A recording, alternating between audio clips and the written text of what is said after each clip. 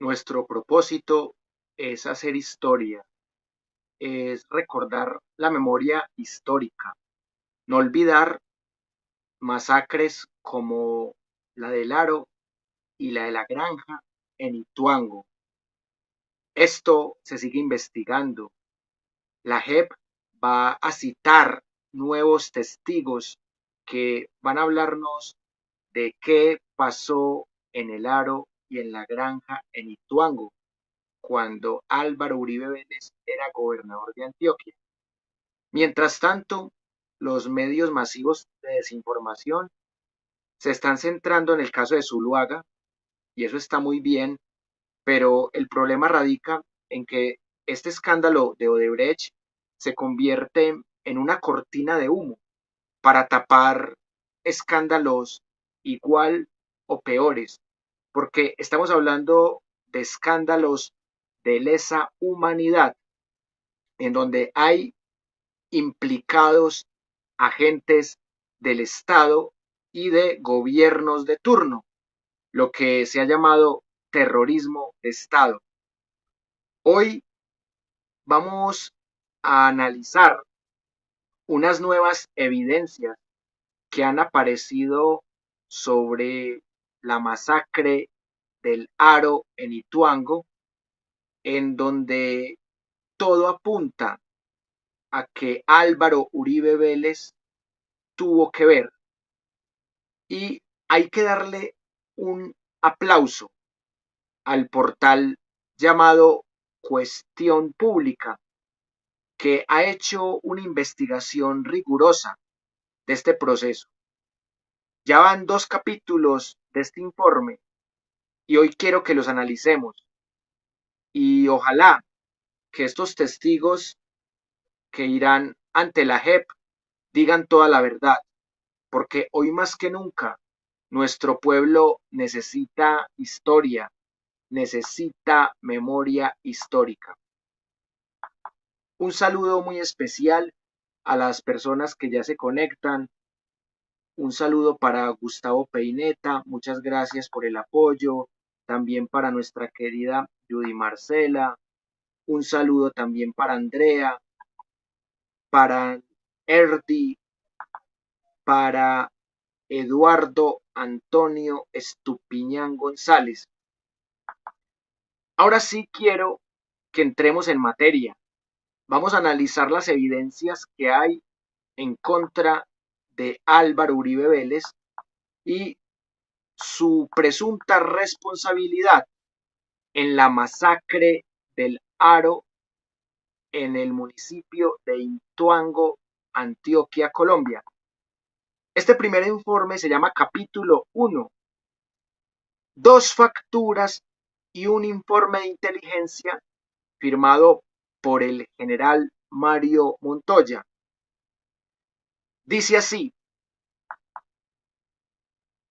el expediente del parqueadero Padilla, en el que hace 25 años se hallaron las finanzas de las autodefensas campesinas de Córdoba y Urabá, ACCU, condujo a cuestión pública a una paradoja temporal de pruebas inéditas del testigo del actual caso Uribe, el testigo estrella, alias Guacharaco, quien es clave en el esclarecimiento de estos hechos. Y así comienza la investigación. Entre el 20 y el 21 de febrero de 2023 se jugó la suerte jurídica del expresidente Álvaro Uribe Vélez. Por esos días ingresaron las pruebas inéditas de alias Guachaco o Guacharaco, en la última etapa de audiencias que determinó por segunda vez la no preclusión del proceso abierto por la Corte Suprema de Justicia en el año 2018. Aquel en el que el otrora poderoso presidente está imputado por soborno y fraude procesal. Las audiencias se vivieron en digital. Uno de los abogados tenía en su poder las pruebas que patearon el tablero. Cuestión Pública se las había pasado en enero, pero tenemos más. Tenemos unos beepers, tenemos el cotejo de esas pruebas con el propio Monsalve en la picota. ¿Testigo de qué? Testigo de nada. Se mofó Granados al cierre de esta segunda etapa, previo al pronunciamiento de la jueza 41, Laura Barrera. Este video lo analizamos en una sesión de cómo el abogado de Álvaro Uribe Vélez, el señor Granados, se mofaba de este testigo. Sin embargo, este testigo es estrella, como lo dice el portal de Cuestión Pública. Y acá continúa el informe diciendo lo siguiente. En el mundo virtual, los integrantes aparecieron en cuadros. De un lado, se observaba a la Fiscalía General de la Nación y del otro, la batería de Jaimes, los abogados más portentosos del país. Jaime Granados y Jaime Lombana se enfrentaron en muchos casos en el pasado, pero Uribe logró unirlos para su defensa. Habría sido el trío perfecto si el fiscal Gabriel Jaimes hubiese continuado en el proceso, pero cambió. Para esta segunda solicitud de preclusión actuó Javier Cárdenas, quien representó a la entidad investigativa que solicitó la preclusión por primera vez, y también la segunda. Uno de sus dos argumentos jurídicamente relevantes para sostener la necesidad del cierre de este caso desde el principio, el testigo estrella. Juan Guillermo Monsalve no perteneció al bloque Metro, nunca fue paramilitar, ergo no se puede sostener dicho proceso en alguien que ha mentido para obtener prebendas en la cárcel. ¿Testigo de qué? Testigo de nada. Se mofó Granados al cierre de esta segunda etapa, previo al pronunciamiento de la jueza 41, Laura Barrera. Palabras más, palabras menos, la Corte Suprema se equivocó en su argumento jurídico para imputar al señor Uribe Vélez, por tanto, dicho proceso no tiene pies ni cabeza. De ahí la solicitud de cierre. Bueno, esto fue lo que se redactó en la primera parte del informe. Antes de continuar con el informe, quiero dar por aquí unos saludos para las personas que se acaban de conectar a esta transmisión de la Universidad Nómada. Por aquí nos pregunta Andrea, ¿qué pasó con la información de Mancuso? Ya pasó un mes y se supone que Mancuso en privado iba a dar información sobre cómo las Autodefensas Unidas de Colombia o grupos paramilitares apoyaron las campañas presidenciales de Andrés Pastrana Arango, de Horacio Serpa Uribe y de Álvaro Uribe Vélez.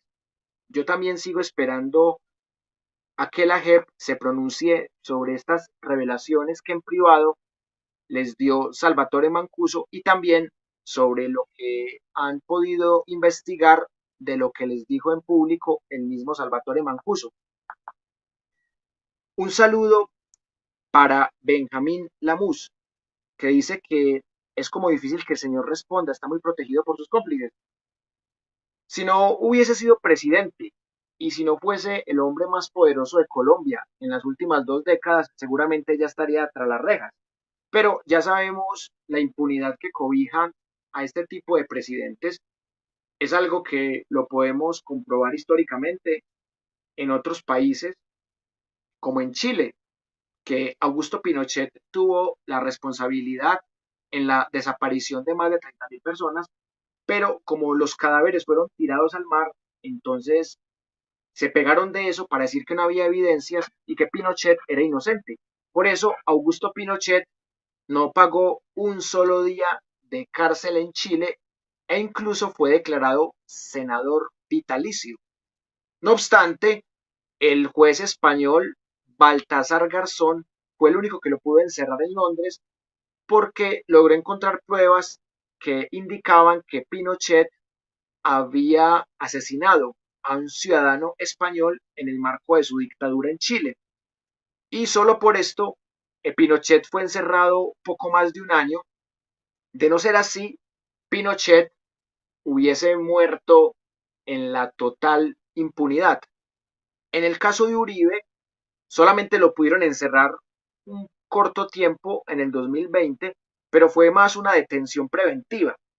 Pero Uribe ha sido un personaje muy hábil porque ha tenido comisión de acusaciones de la Cámara de Representantes de bolsillo, ha tenido procuradurías de bolsillo, fiscalías de bolsillo y ante todo ha tenido peces flacos que paguen por él. En la gran cantidad de escándalos del uribismo siempre hay un pez flaco que paga por el pez gordo. Entonces, en el escándalo de la GIS política, pagaron Gis Medina, Teodolindo, Sabas Pretel de la Vega, Diego Palacio.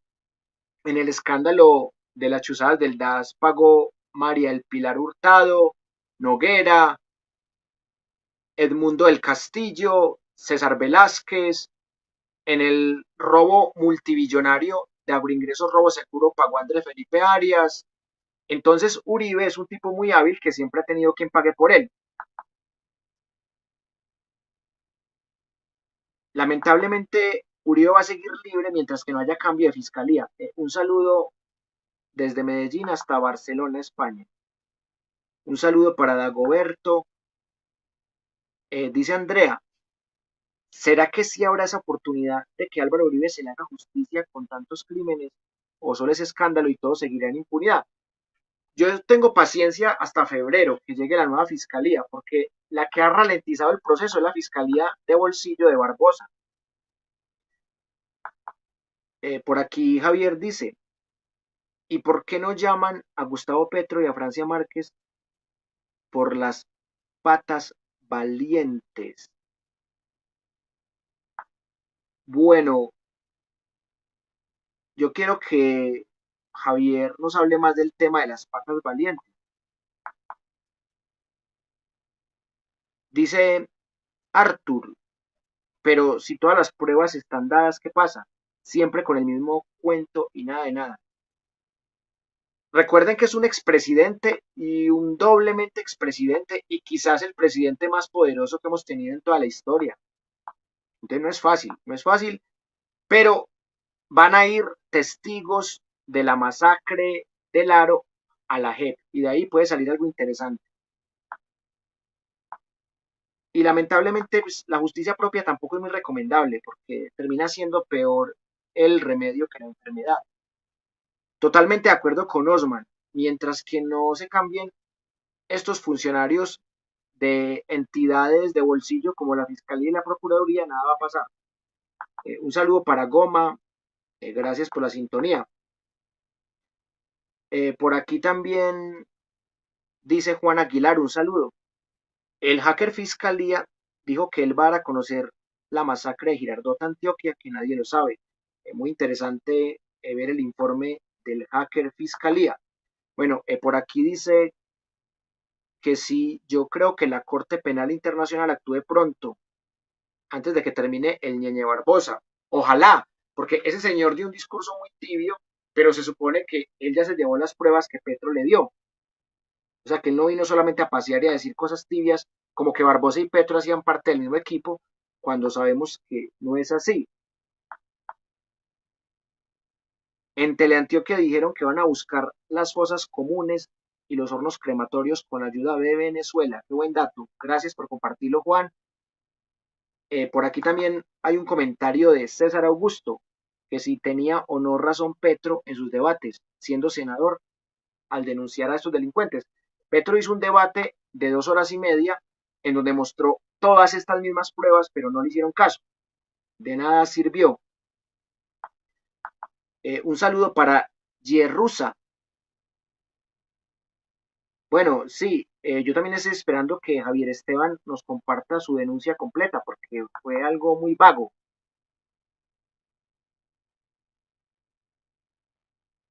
Yo pienso que sí es poderoso. Un tipo que mueva 10 millones de votos, así no sean todos de él, así sean todos en contra del actual presidente Petro. Un tipo que tiene fiscalía de bolsillo, procuraduría de bolsillo, un tipo que tiene medios masivos que los ven millones de personas, como Semana, RCN. Es un tipo poderoso. Yo pienso que no se puede subestimar a Uribe. Bueno, voy a leerles otro pedazo de este primer informe para que ustedes saquen esas conclusiones, porque este documento lamentablemente no es viral, pero si ustedes ayudan a compartir este video, a darle like, sobre todo a compartirlo en grupos de WhatsApp, si ustedes colaboran dando like, tenemos 82 likes en honor al narco 82.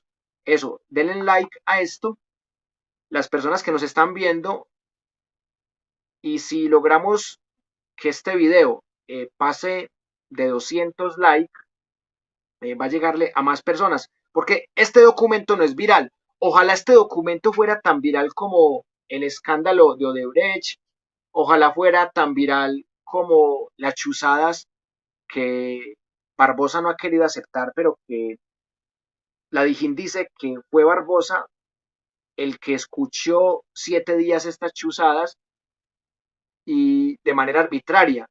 Si esto fuera tan viral como esos temas, realmente podría haber una mejor presión social, pero póngale cuidado a lo que dice este informe, que es un informe exclusivo y detallado.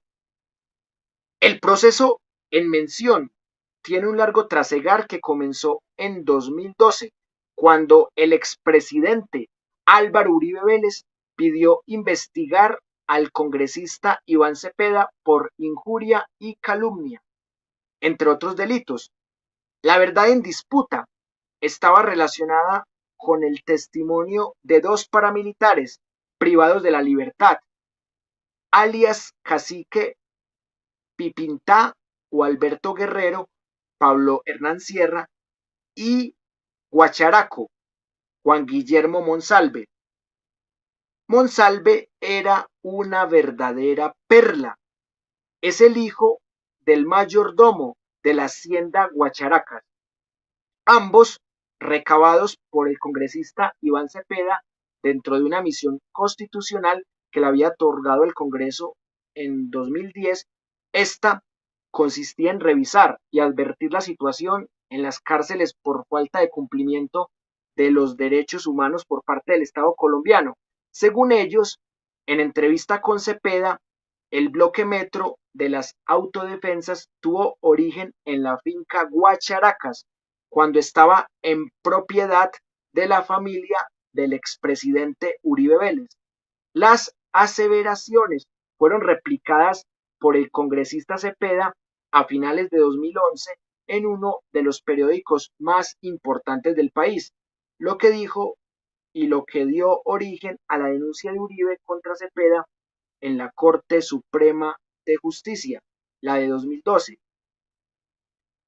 En su etapa final, que culminó el 16 de febrero de 2018 con una preclusión para Cepeda por parte de la Alta Corte, tuvo un giro inesperado en plena semana de recusación.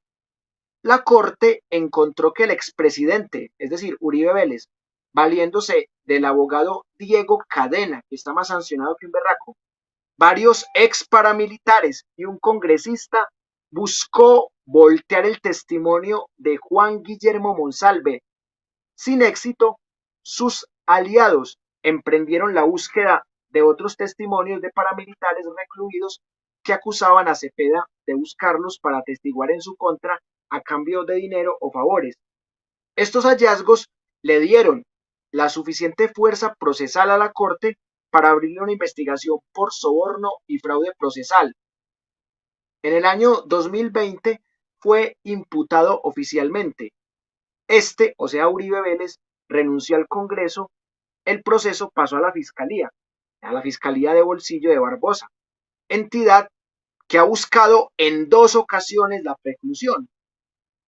De vuelta a la audiencia digital, estaba el lado de la batería de abogados que por crímenes de Estado, interceptaciones ilegales, que aquí llamamos chuzadas, paramilitarismo, estos son: 1. Reinaldo Villalba; 2. El exfiscal general Eduardo Montealegre; 3. El vicefiscal Jorge Perdomo; y 4. Miguel Ángel del Río, abogado que se sumó como representante de la víctima de Yanira Gómez, expareja del testigo estrella, con un papel protagónico en la consecución de pruebas cuando el caso estuvo en la Corte Suprema. Hoy está exiliada porque su vida corre peligro.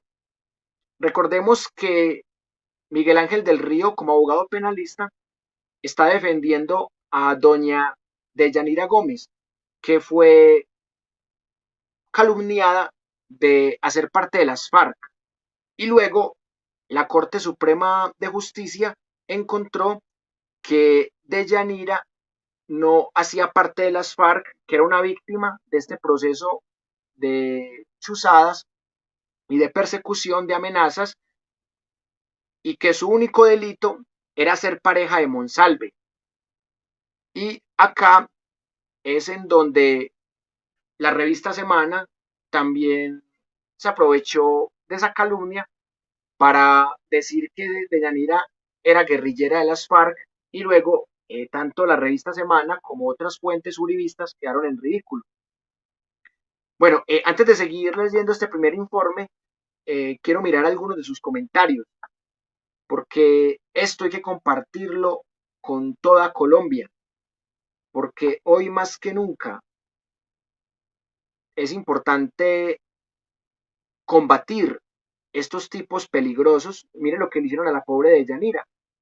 La acusaron de ser parte de las FARC, pero no pudieron. Y también recuerden lo que pasó en el caso de Barbosa con la Dijín, que la Fiscalía de Barbosa le dio una información falsa a la Dijín diciendo que habían interceptado unos teléfonos en el Chocó del Clan del Golfo, y la Dijín se dio cuenta que era una trampa, que no era ningún agente del Clan del Golfo, y aún así la Fiscalía de Barbosa siguió chuzando 7 días más. Esta gente es bastante peligrosa. Denle like a este video para que le llegue a más personas, porque lamentablemente esto no es viral como lo de Odebrecht, y esto es mucho más delicado que lo de Odebrecht, porque recuerden que en estos casos de testigos asesinados, la cifra ya va en 15. Ya hay 15 testigos asesinados en procesos contra Álvaro Uribe Vélez, contra su familia o contra sus amigos más cercanos. Recuerden que Areiza en Bello fue uno de los últimos testigos asesinados. Y es importante que esto lo tengamos en cuenta. Y hay que darle un regalito a Uribe de cumpleaños mañana. El regalito es mostrar su responsabilidad en las masacres del Aro y la Granja, mostrar su relación con las Convivir, mostrar su responsabilidad con los falsos positivos. Y esto no es envidia con Uribe, no es algo personal contra Uribe, es simplemente mostrar que todos los indicios del paramilitarismo, del narcotráfico, apuntan a Uribe. Casi todo apunta a Uribe. Y Uribe tiene un expediente criminal, incluso desde antes, desde que era títere de Turbay Ayala, desde que permitió que los narcotraficantes transportaran su polvito blanco, cuando Uribe era director de la Aeronáutica Civil. Bueno, a propósito de esto, el segundo informe que les voy a mostrar hoy, para que no se desconecten, habla de esto, habla de cómo el fiscal uribista Francisco Barbosa se ha hecho el bobo con todo esto y cómo ha sido un abogado defensor más que un fiscal.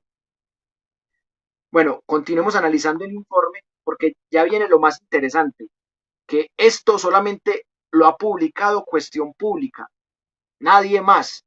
Esto no lo ha publicado ni Semana, ni Caracol, ni RCN, ni El Tiempo, ni El Espectador, ni Blue Radio, ni El Colombiano. Solo lo ha publicado Cuestión Pública y es una investigación muy detallada. Póngale cuidado a esto. He ahí la paradoja temporal.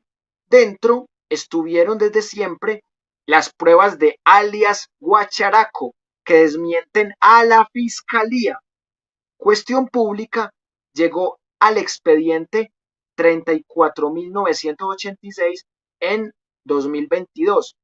Trabajamos en la investigación de este caso desde hace más tiempo. En el filtro de nodos de la investigación, una búsqueda que hicimos con inteligencia artificial.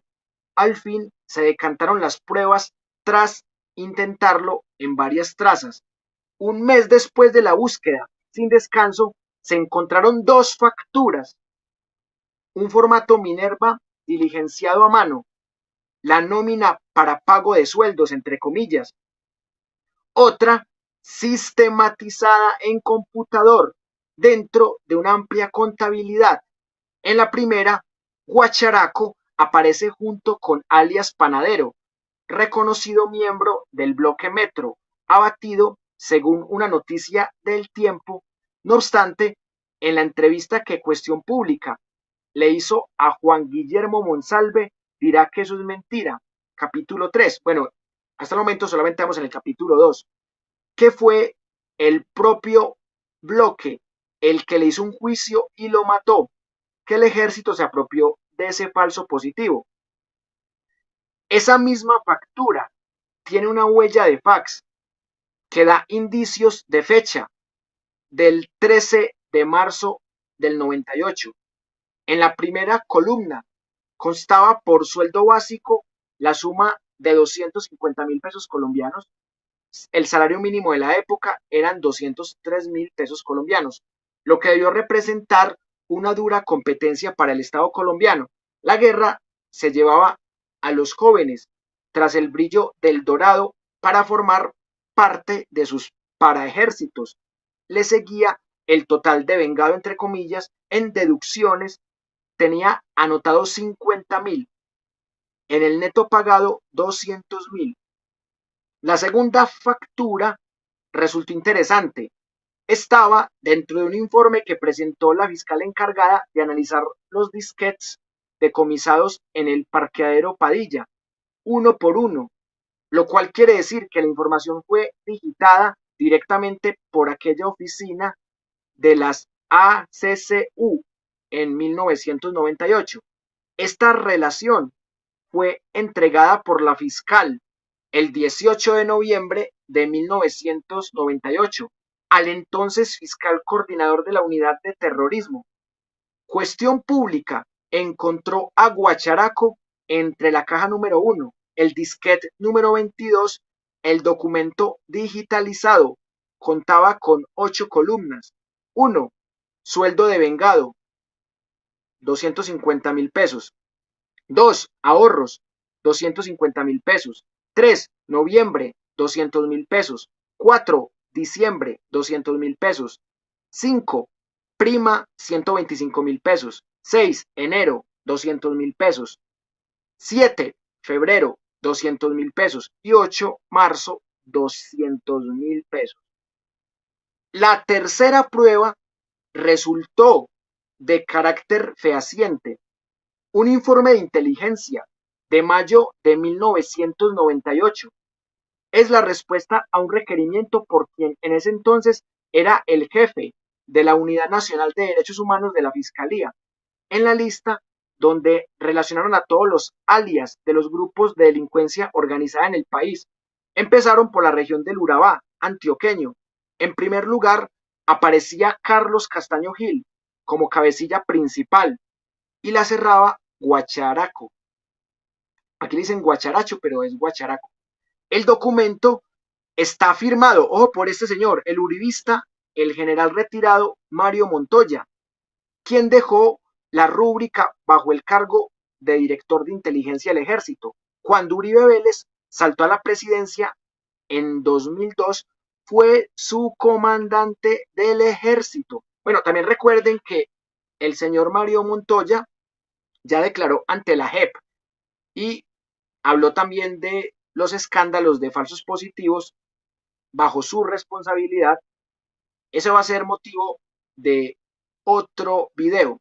Bueno, aquí ustedes pueden aprovechar para mirar el pie de foto, que es el informe de inteligencia en el que relacionan a alias Guacharaco, firmado por el general Mario Montoya, entonces director de inteligencia del Ejército Nacional de Colombia. Ojo con este párrafo, que este párrafo es muy importante en el informe. Los tres documentos estaban inmersos en el conocido expediente como Parqueadero Padilla, el segundo piso de un estacionamiento de autos ubicado a 3 minutos del Palacio de Justicia La Alpujarra en Medellín, lugar donde funcionó la oficina que lleva las finanzas de las Autodefensas Campesinas de Córdoba y Antioquia, ACCU. El caso nació el 30 de abril de 1998, cuando se produjo el allanamiento del sitio por parte de un grupo de fiscales y miembros del Cuerpo Técnico de Investigaciones CTI de Antioquia, bajo el liderazgo de Gregorio Oviedo, reconocido por resolver el caso de la niña Caldas, y el fiscal regional de entonces, Iván Velázquez. Ojo con Iván Velázquez. Allí se encontraron las finanzas de este grupo paramilitar en decenas de disquetes, cientos de cheques físicos entre los que figuraban empresarios ganaderos. En aquella oficina estaba Jacinto Alberto Soto Toro, alias Lucas, el jefe financiero. Lucas era el segundo de Carlos Castaño, era de su entraña. La captura de Lucas fue para la organización un golpe, y para Carlos, que dijo, se saca como sea, comentó Velázquez 25 años después a este medio de Cuestión Pública. Y aquí está el documento de la Fiscalía con todos los datos. Este pueden ver que es un acta de allanamiento del Parqueadero Padilla el 30 de abril de 1998. Y mucho ojo con esto. Lucas, en efecto, fue capturado. Pocos meses después se fugó con una falsa boleta de libertad. Hoy está detenido en la Picota por procesos referentes a su participación en las ACCU. Entre comillas, hubo un operativo previo que nosotros hicimos el 30 de abril en la mañana. Interceptamos una comunicación donde decían que un campero azul va hacia Sopetrán. Yo no tuve tiempo ni siquiera de montar operativo. Fueron dos muchachos en una moto, dos investigadores, cuando, ¡oh, sorpresa! Dentro del campero iban tres tipos. Uno que se llama José Alberto Cadavid, era uno de los comandantes militares propios del paramilitarismo, un oficial retirado del ejército, recordó Oviedo, quien también comentó que en ese primer retén los investigadores del CTI encontraron uniformes camuflados del ejército, armas, municiones, 7 millones de pesos en efectivo. La dirección del Padilla la tenían en el CTI de Antioquia desde diciembre de 1997. Capturar a Cadavid les aceleró la idea de allanar aquel lugar. Oviedo fue hasta el despacho de Velázquez y este le autorizó el operativo. Fueron más de 100 personas entre miembros del CTI, policía, fiscales, acordonaron el sitio, les cayó la ley. Bueno, ahí pueden ver ustedes la foto en donde está ubicado el parqueadero Padilla. Bueno, antes de continuar con el análisis y lectura del informe, quiero darle un saludo a la gente que por aquí acaba de comentar. Joana Gutiérrez, muchas gracias por la valoración.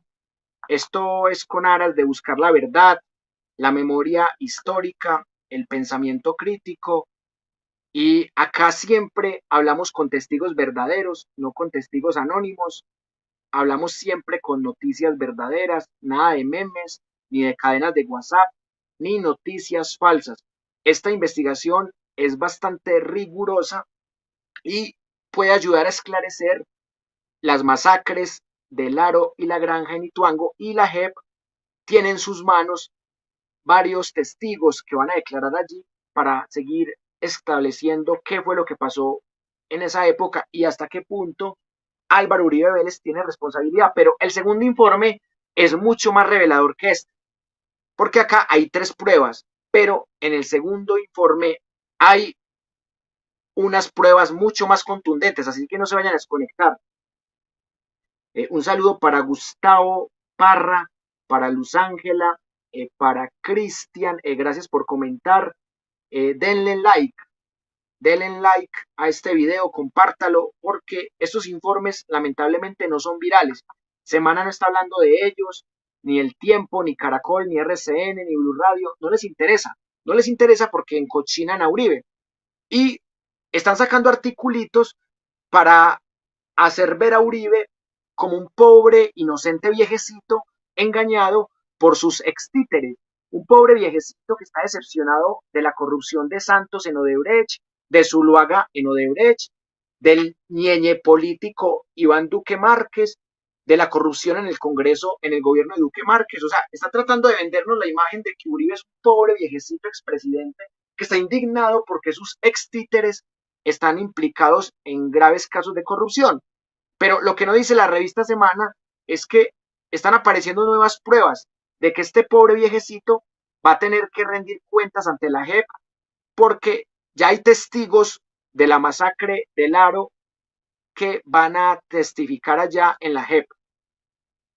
Bueno, vamos a leer la parte final del informe para que pasemos al informe carnudo, al informe que ustedes van a ver que es el que más compromete a Álvaro Uribe Vélez. Esta foto, como pueden ver ustedes, fue tomada desde el Palacio de Justicia. Y acá, pues, pueden notar ustedes que esto es desde la Alpujarra de Medellín, desde el Parquero Padilla, el Palacio de Justicia.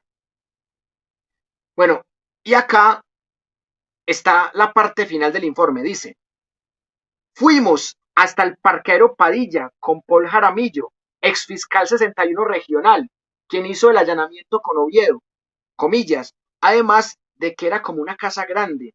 El segundo piso estaba ocupado, no veíamos nada, y mientras Oviedo se quedó en la sala, me fui hasta uno de los cuartos, vi el escritorio solo, lo toqué por debajo, era de madera, y ahí mismo plum, pa, cayó como si tuviera ahí algo, pa, cayó y me salieron por ahí unas 5 carpetas de oficio, y cuando veo era la estructura orgánica, administrativa y financiera de las ACCU. Oh Dios mío, ahí mismo pues cogí a Lucas, le apreté las esposas, queda detenido en nombre de la ley.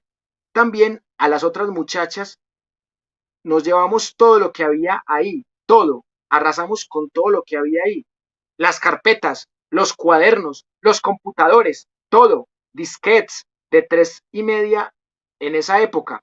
Nos fuimos para la Alpujarra, que estaba casi al frente, fui hasta el piso 21, le entregué a Iván Velázquez eso, le ofrecí un puro de una caja de tabacos que tenía para una ocasión especial, no lo recibió. Y acá vamos a leer todo este tema final de cuál fue el destino de este expediente. Dice, el proceso estuvo en 360 cajas en Itagüí, muy cerca a Medellín. Según uno de los fiscales que consultamos, tenía una nomenclatura propia del tema de archivo. Aún así, era complicado, según relató uno de los fiscales que más ha trabajado el tema del parquero Padilla en la última década. Pidió reserva de su nombre. Se la concedimos porque tuvo tanta, pero tanta documentación relacionada con los incidentes que comenzaron con el embargo de las cuentas. Por ejemplo, Coltejer fue una de las carpetas que se llenó de papeles porque pidieron los extractos de los últimos tiempos. Y bueno, hay información que se borra con el tiempo. Expresó porque la tinta se difumina del papel de fax de los 90 y porque a todo el expediente le ha dado mordiscos que lo tienen roído, comentó el fiscal. De ahí, las cajas pasaron a ser casi 90 cuadernos, más de 200 anexos, además de algunas carpetas con radicados complementarios. Lo que hoy subsiste es un gigante cuerpo de documentos desmembrados. Ese es el 34.986. Al parecer le robaron información clave, pero aún contiene trazas para descifrar el presente. De ahí en adelante, el terremoto parece activarse cada vez que un equipo de investigadores decide meterle el diente a las investigaciones o cuando algo de lo que ahí reposa adquiere relevancia. Durante casi todo el cuarto de este siglo ha sido inspeccionado por quien haya tenido que ver con paramilitarismo en Antioquia. Se ha perdido demasiada información. De hecho, ese grupo de investigadores fue tan juicioso que dejó constancia de que los cheques tales y tales físicamente, o sea, el original ya no existía. Y de hecho, no existen los cheques originales. Lo tabularon, le dieron un orden, aunque cada vez se mimetiza con números distintos de radicados, de nuevo se pierde la información. Es un laberinto que cuando se organiza tiende a buscar el caos. Según el fiscal, esto obedece a que es un archivo huérfano. Se archivó en 2002 para dormir el sueño de la bella durmiente hasta hoy, cuando el testigo estrella del caso fue encontrado como aguja en un pajar. Y aquí, en la parte final del informe, está cómo fue el proceso de entrega al abogado penalista Miguel Ángel del Río. Cuestión pública. Se encontró con el abogado Miguel Ángel del Río para llegar a alias Guacharaco, a quien necesitábamos entrevistar para preguntarle por las pruebas encontradas en la investigación inédita que adelantamos, la que saldrá en libro. Solo después de contrastar dicho material con el testigo estrella, procedimos a entregárselas. En diciembre le informamos que las teníamos, pero solo se las dimos en los albores de las audiencias cuando el cotejo de la información llegó al 100%. Del Río se dirigió a la jueza 41 penal del circuito con función de conocimiento. Se trataba de dos facturas y un informe del Ejército Nacional.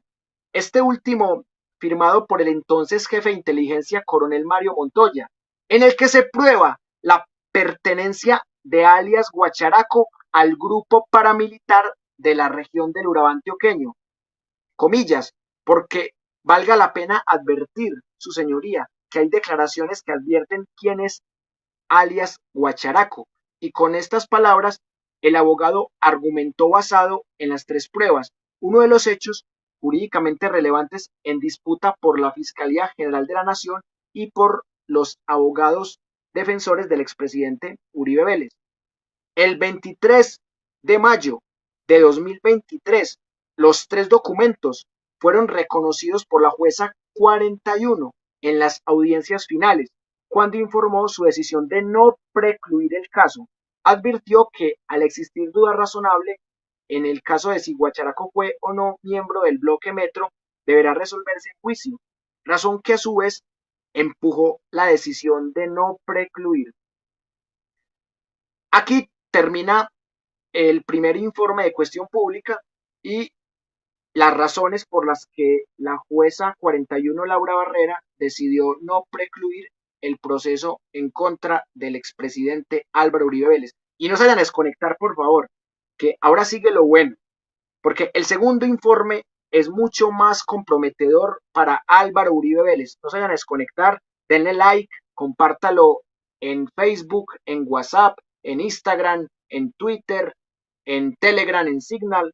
Compártalo con el perro y con el gato porque se viene el segundo informe, que este sí habla directamente del señor Álvaro Uribe Vélez. Ya les voy a compartir el segundo informe para que estén ahí pendientes, pero antes quiero darle un saludo muy especial a todas las personas que siguen en línea. Gracias ahí por estar comentando, por estar compartiendo y por eso mismo hay que buscar siempre la verdad y cuando se trata de grupos guerrilleros también buscamos la verdad. También hemos hablado aquí en este canal de masacres de guerrilleros, de narcotraficantes, de bandas criminales y demás. Yo también estoy de acuerdo con esto. Iván Velázquez es un héroe de la patria. Él debería ser el nuevo fiscal general de la nación, porque él lleva combatiendo el paramilitarismo mucho tiempo. Ojalá que sea Iván Velázquez el próximo fiscal general de la nación a partir de febrero de 2024. Bueno, ahora sí, póngale mucho cuidado, que esta es la cereza del pastel. Póngale mucho cuidado porque este informe, que se llama capítulo 2, es mucho más revelador, mucho más contundente, para que lo compartan en toda parte, que esto no va a salir ni en Semana, ni en Caracol, ni en RCN, porque no les interesa la verdad. Solo les interesa defender a sus dueños, que son multimillonarios, y a su amo político, que es Uribe, que es el que les ha dado de comer todo este tiempo. No les interesa la verdad, pero aquí sí nos interesa la verdad.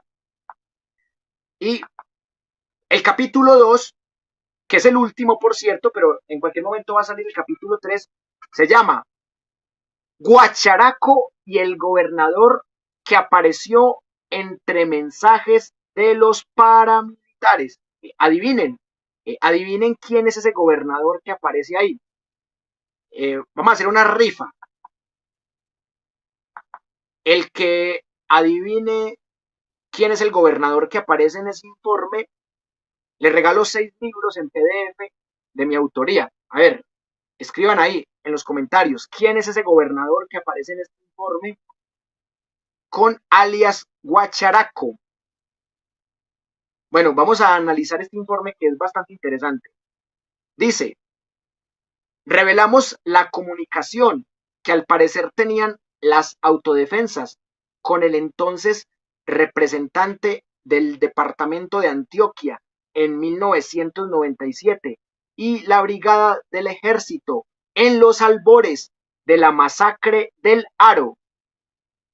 Este informe es el más reciente, es del 30 de junio de 2023. Esperemos que muy pronto salga el tercer informe.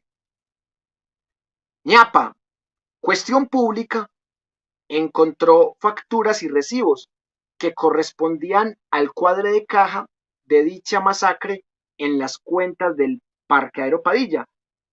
Y quienes no sepan qué es el parqueadero Padilla, pues devuelva el video unos 10 minutos. Póngale cuidado a esta prueba que apareció en los famosos Viper. Y está la cuarta prueba, y es la prueba reina. Y no solo era la factura manuscrita, la contabilidad digitalizada y el informe de inteligencia firmado por el general uribista Mario Montoya dentro del expediente del parqueadero Padilla.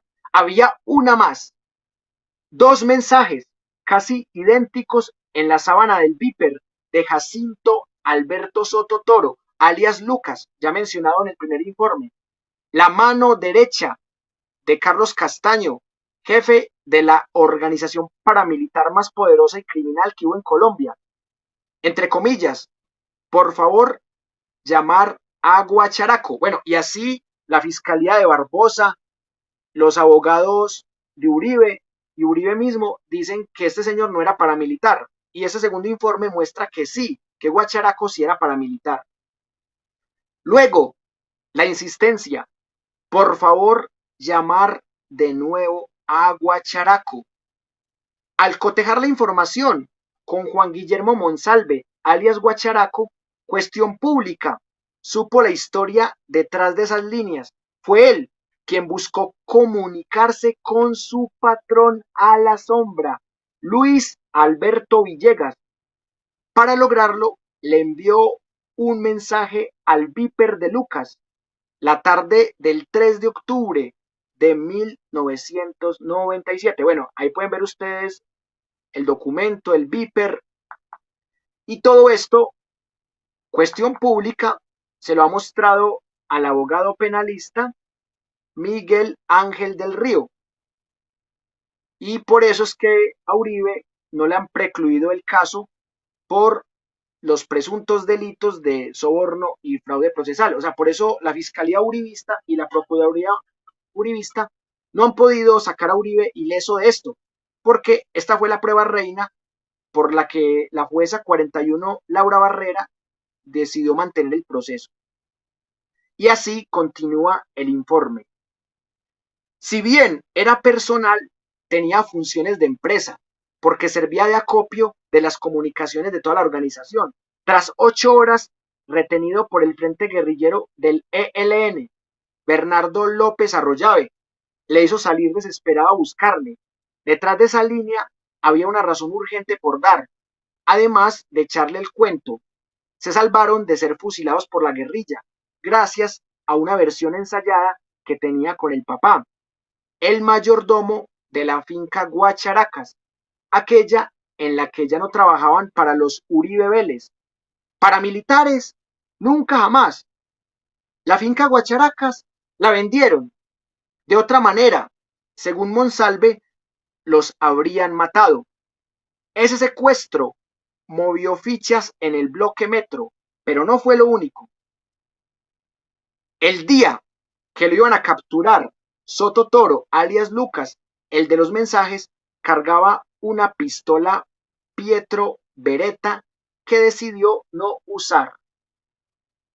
La historia del por qué Guacharaco aparece entre los mensajes del jefe de las finanzas de las Autodefensas Campesinas de Córdoba y Urabá, ACCU, la podemos comenzar a contar aquí. El día que lo iban a capturar, Soto Toro, alias Lucas, el de los mensajes, cargaba una pistola Pietro Beretta que decidió no usar. También un Viper y 3 celulares. La Pietro Beretta era una de las marcas con la que el Estado Mayor de la organización criminal distinguía a sus integrantes. Se entregaba amparada con salvoconducto junto con los equipos de comunicación y las llaves de la oficina para llevar las cuentas del dinero que les entraba por los chorros para lavarlo, para financiar el ejército privado que decidieron montar. Todos los artículos que cargaba Soto Toro aquel 30 de abril de 1998, 25 años después, constituyeron improntas que consolidaron de manera caprichosa el expediente que contiene este relato, sin que hablen una palabra, el 34.986, el mismo 34.986 donde reposan desnudas las pruebas que demuestran que Juan Guillermo Monsalve sí fue miembro a sueldo de las autodefensas cuando el expresidente Álvaro Uribe y su familia eran los dueños de esa hacienda. Un testigo que no han podido asesinar y que se atrevió a decir que en esa finca nació un ejército privado llamado Bloque Metro.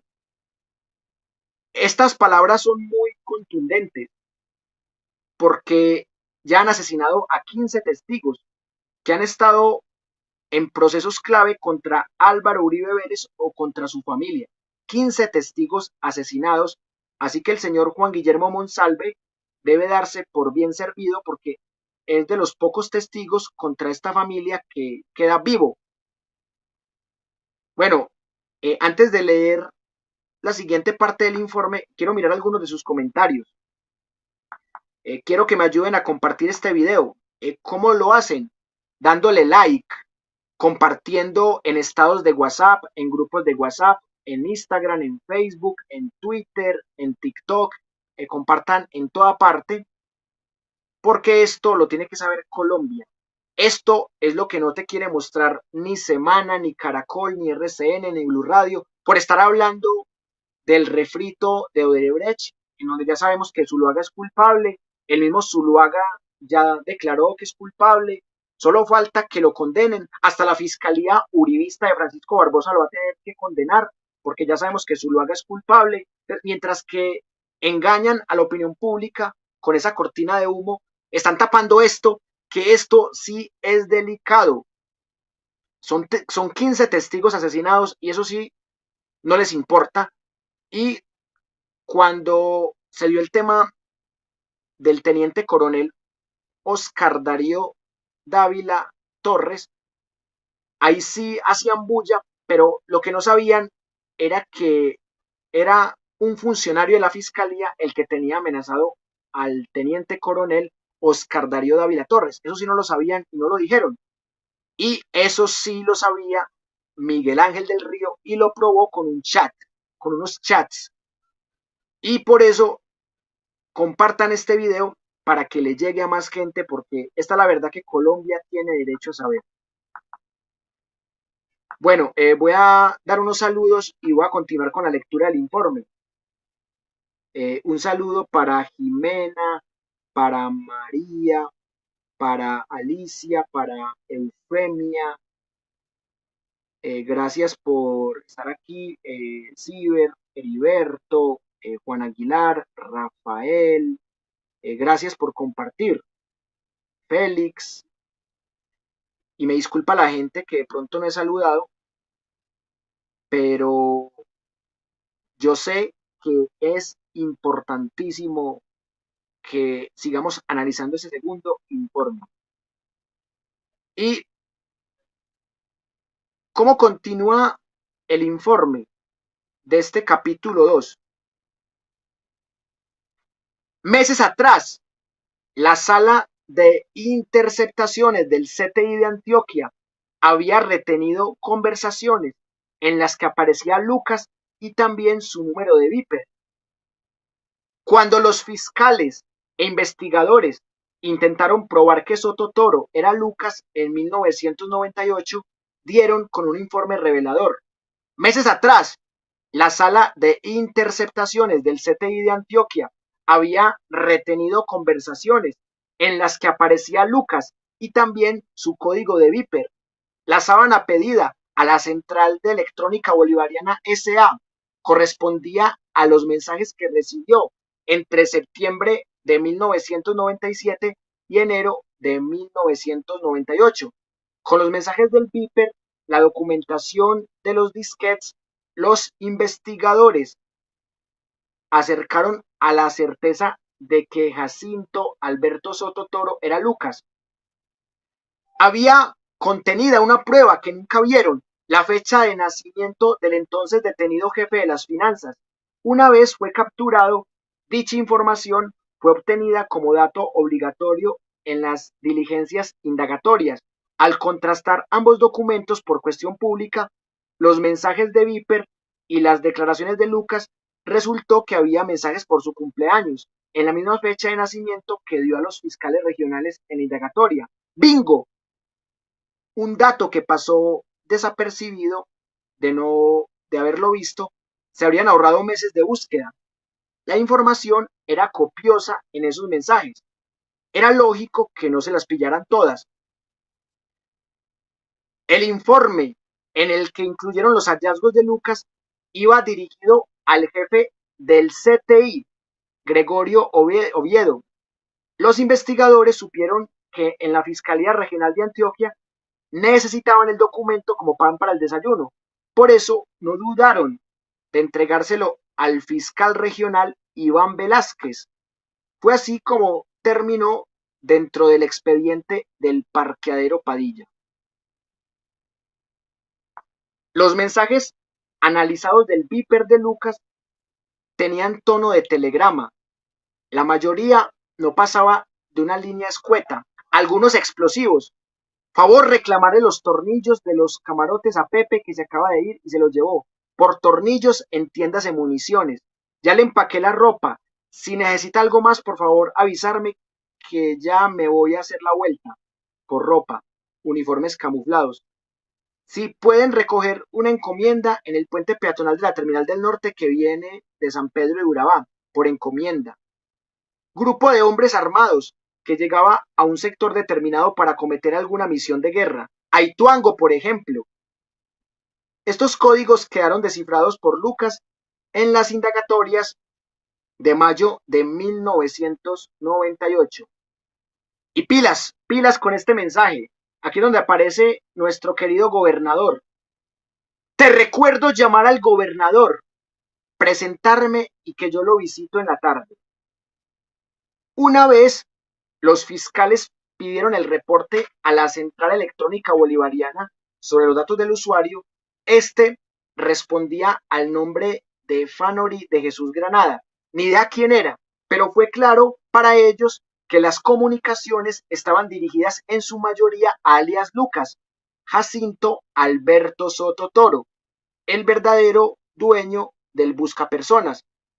Los mensajes, 25 años después, retumbaban ya no en los ojos de los fiscales e investigadores, sino en la mirada de este medio.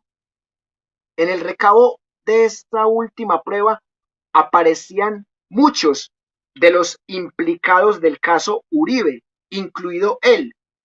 El 15 de septiembre de 1997 fue mencionado: te recuerdo llamar al gobernador, presentarme y que yo lo visito en la tarde. El gobernador de Antioquia por esos días era el mismísimo Álvaro Uribe Vélez. El mensaje cobró mayor relevancia al hacer la cuenta de la proximidad que había entre esas comunicaciones con la masacre del Aro de Ituango, perpetrada el 25 de octubre de 1997. Si quieren conocer un informe analítico y detallado de la masacre del Aro, entre otras, les invito a leer el libro 100 preguntas y respuestas para comprender el conflicto colombiano. En la página 101 hasta la página 103 hay un informe de cómo fue esta masacre cometida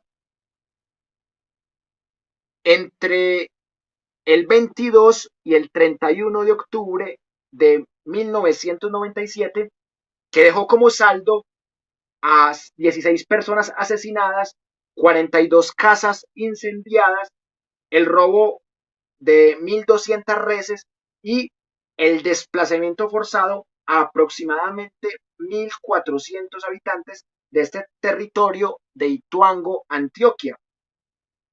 Y también mataron animales, torturaron personas y abusaron sexualmente de otras personas. Entonces, aquí pueden ver ustedes que no solamente estaba Ramiro Banoy Murillo, Salvatore Mancuso y los hermanos Castaño Gil, sino que también estaba implicado el gobernador de Antioquia, el llamado Álvaro Uribe Vélez. Y eso es lo que esos testigos van a decir ante la JEP. Póngale mucho cuidado a esta parte. El 22 de septiembre de 1997, 7 días después de aquel mensaje de Viper, donde se nombró al gobernador entre comillas, hubo otro, aún más inquietante, en el buscapersonas de Lucas, comillas: le recuerdo mi favor de la brigada si es posible y cuánto vale, Antonio. En esas líneas se reforzaba la estrecha relación entre las ACCU y el ejército. El mismo Salvatore Mancuso, en estas declaraciones que ha dado ante la JEP, también lo corrobora. El suceso de la masacre del Aro estaba a 1 mes y medio de ocurrir. Se olía en esas líneas.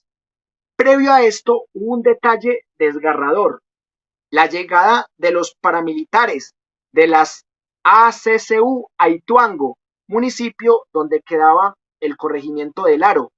Sucedió con bastante antelación, bueno, donde queda.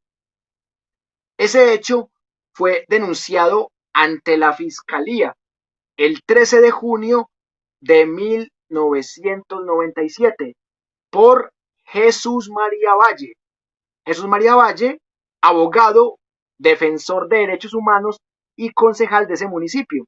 Recordemos que Uribe también está investigado en el caso de Jesús María Valle, y también en esas declaraciones ante la JEP se va a entrevistar a personas que son testigas clave en este tema del magnicidio contra el abogado defensor de derechos humanos Jesús María Valle. Hubo un mensaje justo un día antes de esta denuncia, el 12 de junio, llamar a Giovanni el Dituango o a Giovanni.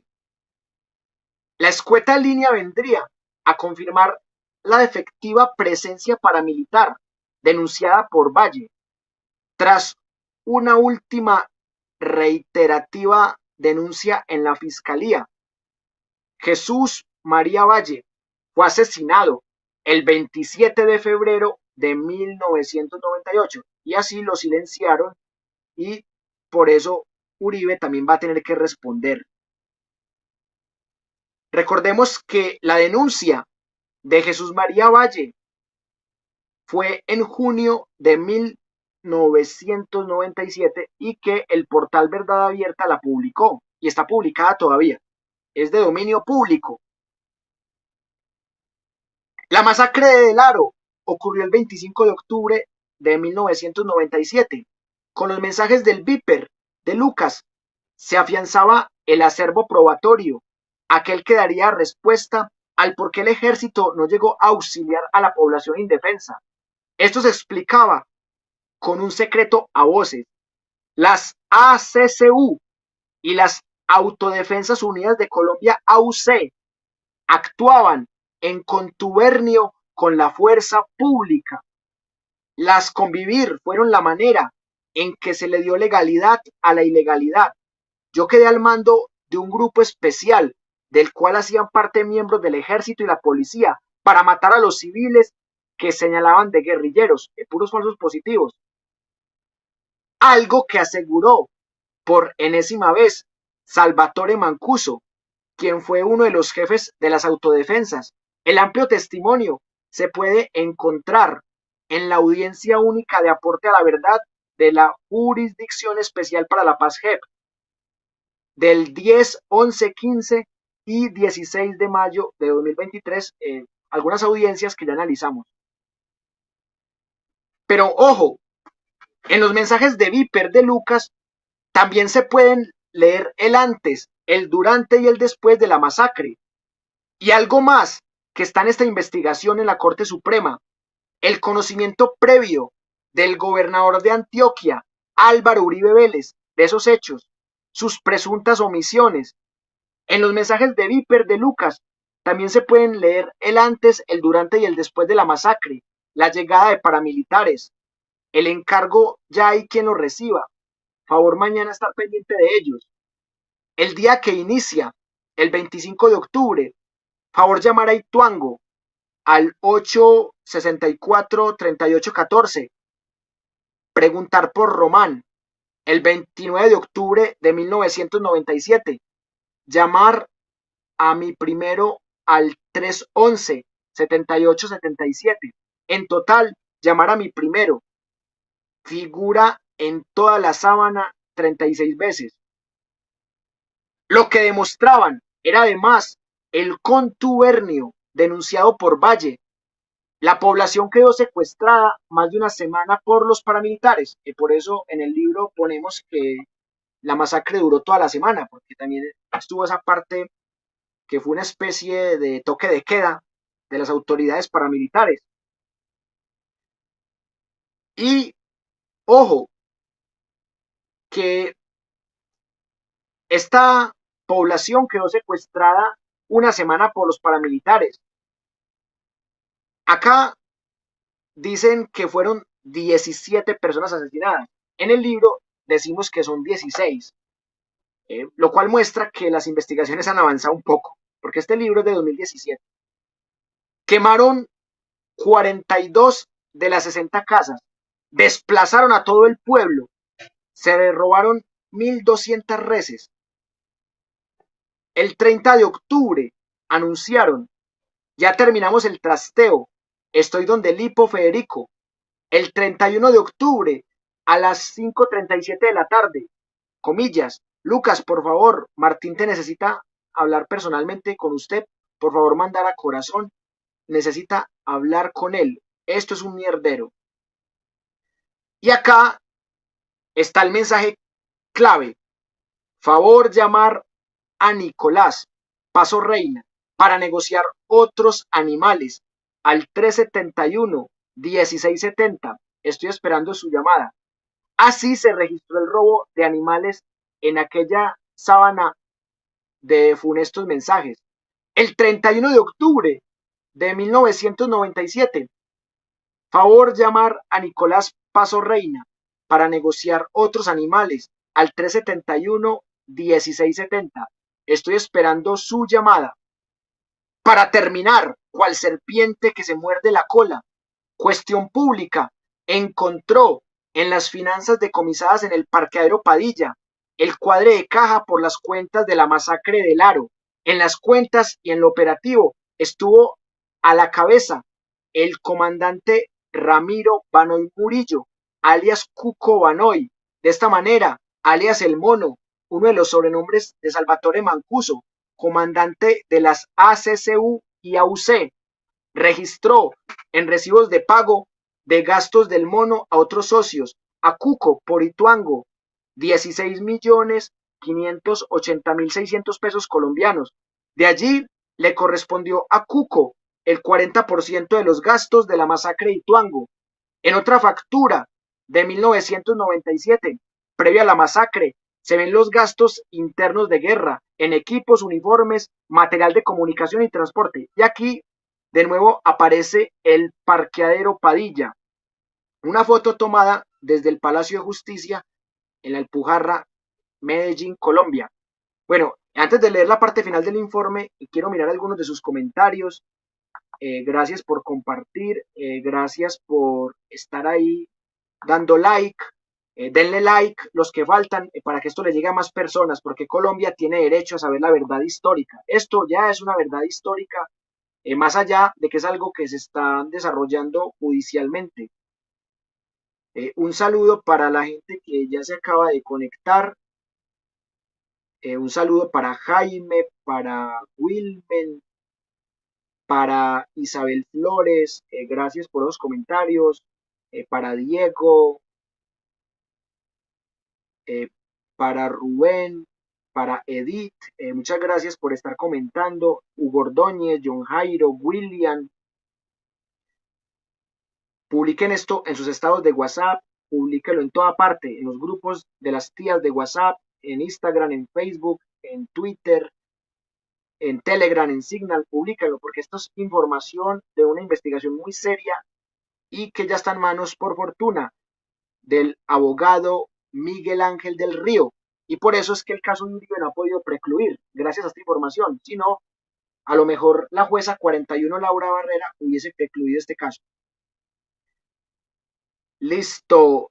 Vamos a leer la parte final del informe que está también muy sabrosa. Después de observar esta imagen del parqueadero Padilla, muy importante en este proceso. Ojo con esto. Entre los mensajes aparecieron con sus alias Santiago, J, Leche, Arboleda, Federico, Tubo, quien figuró en 15 mensajes. Llamar a J en 23 líneas distintas. Ese personaje fue comandante del bloque Metro, según comentó Guacharaco a este medio, y a él le debía su alias por obvias razones. Ser el hijo del mayordomo de la finca Guacharacas. Eran las riendas de muchos casos, pero jalaban de estas en la dirección correcta, porque al fin y al cabo, según el testigo estrella de la Corte Suprema, Juan Guillermo Monsalve, los creadores del bloque Metro eran alias Tubo, Santiago Gallón.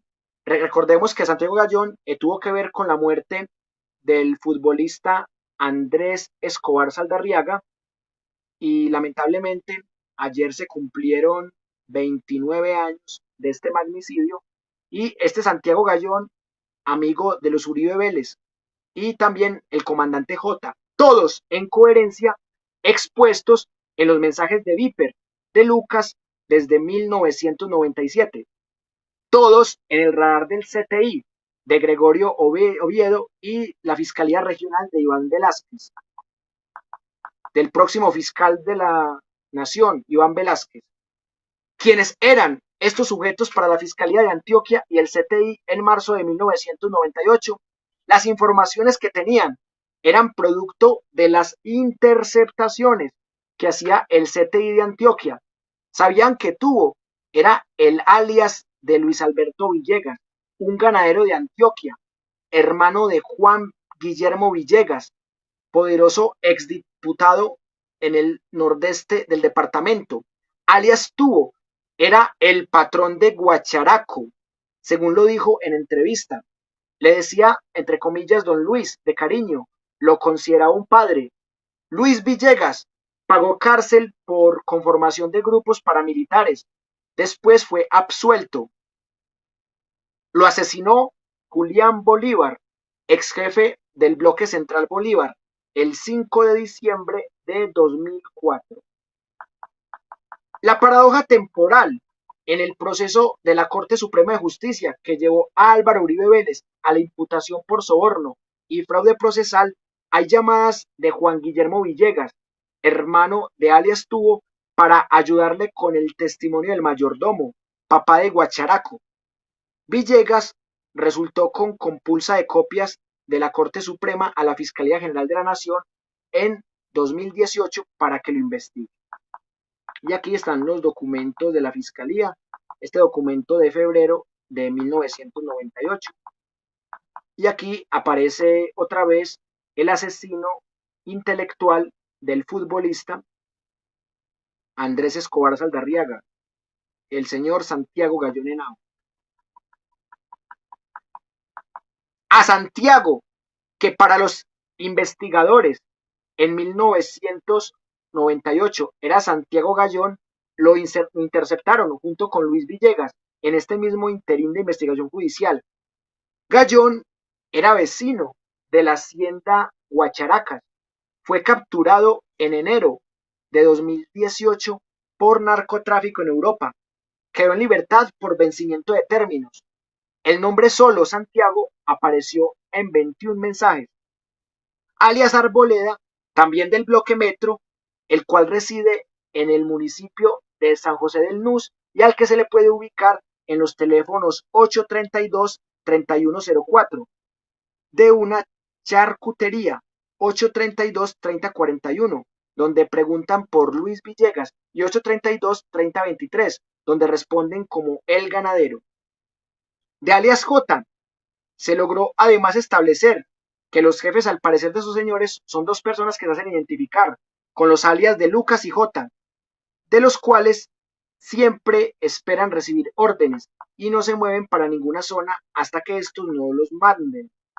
Alias Federico, quien apareció en 50 mensajes del Viper de Lucas, era otro miembro del bloque Metro. Yo patrullé con él, aseguró Monsalve en entrevista.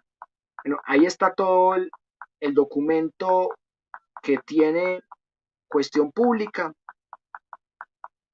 Juan Guillermo Monsalve, alias Guacharaco, contó en la entrevista realizada por Cuestión Pública en La Picota que su papá y él hacían labores de jornaleros en la hacienda Guacharacas la mañana del 3 de octubre de 1997. Estaban en la recuperación del lugar, pues el frente de Bernardo López Arroyave de la guerrilla del ELN se lo había tomado y lo dejó incendiado, arrasado. Dijo que recorrían la hacienda en una misión de pacificación. Hacían la retoma de posesión del predio a pedido de Santiago Uribe Vélez. ¿Quién es Santiago Uribe Vélez? El paramilitar fundador del grupo de los 12 apóstoles de los rezanderos.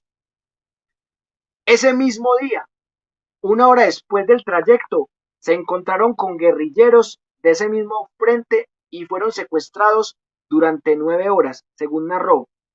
Al caer la tarde, apareció el mensaje en el Viper de Lucas, 10 de marzo 97, 5:09 p.m. Por favor, llamar de nuevo a Guacharaco. Según el propio Monsalve, todas fueron venganzas de los Uribe Vélez y los Villegas Uribe, en retaliación contra todos los involucrados en la toma de la finca Guacharacas. Aseguró que este había sido el detonante. El secuestro le quitó el uniforme de jornalero con el que se camufló entre guerrilleros para venderlos ante sus patrones, Luis Villegas y Santiago Uribe Vélez. Información con la que se cometieron 2 masacres, la de Providencia y la del Rubí. En este libro también hablamos de ese tipo de masacres.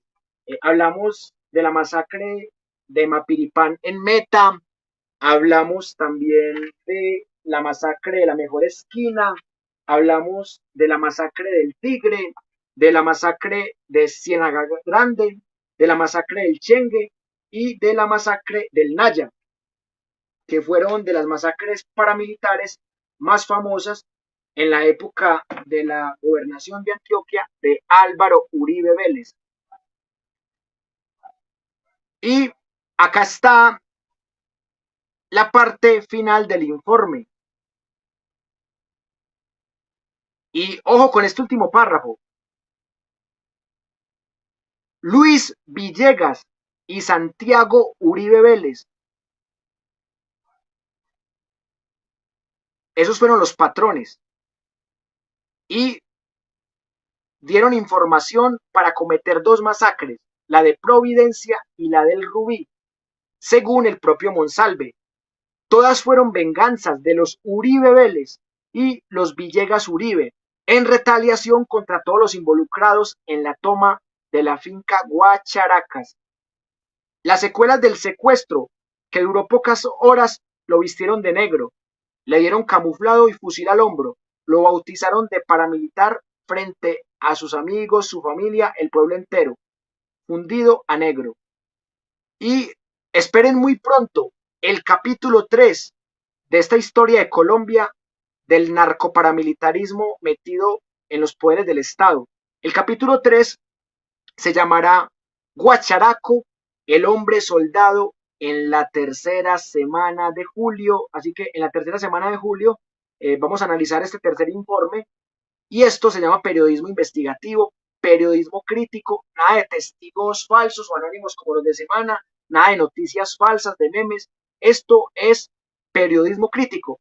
Pero miren lo que hace nuestra querida y amada revista Semana, que de periodismo crítico ya no tiene nada. Nuestra querida revistica Semana, en vez de estar hablando de una noticia de verdad como esta, les va a mostrar lo que está haciendo nuestra queridita revista Semana en el día de hoy, desinformando como siempre, desde que, desde que la compraron los Gilinski, los uribistas Gilinski, la revista Semana solo sirve para desinformar. Y perdió lo poquito de crítica que tenía. Bueno, esto es lo que está haciendo la revistica Semana, miren, miren. Álvaro Uribe estalla. Uy, no, está indignado Uribe, el santo, el inocente, el pobre Uribe estalla. Y les pasa cuenta de cobro a Santos, a Zuluaga y al gobierno Duque. Reclama por Odebrecht, FARC y Mermelada. O sea, es que Uribe no debería estallar porque sus extíteres lo hayan traicionado. O sea, Uribe debería estallar porque cada vez se encuentran más indicios de su participación en la masacre del Aro, de su relación con grupos narcoparamilitares. O sea, Uribe no debería estar preocupado porque sus tres extíteres le fallaron, porque sus tres extíteres son corruptos. Él es 1000 veces más corrupto que sus extíteres. Y esto es lo que publica la revistica Semana. No, Uribe se enojó, Uribe estalló, Uribe se indignó, Uribe criticó a Santos, criticó a Zuluaga, criticó a Duque. O sea, y aquí en la revista Semana nos quieren vender a Uribe como un pobre viejecito que está estallado porque él es muy bueno, pero sus tres extíteres son corruptos y son muy malos.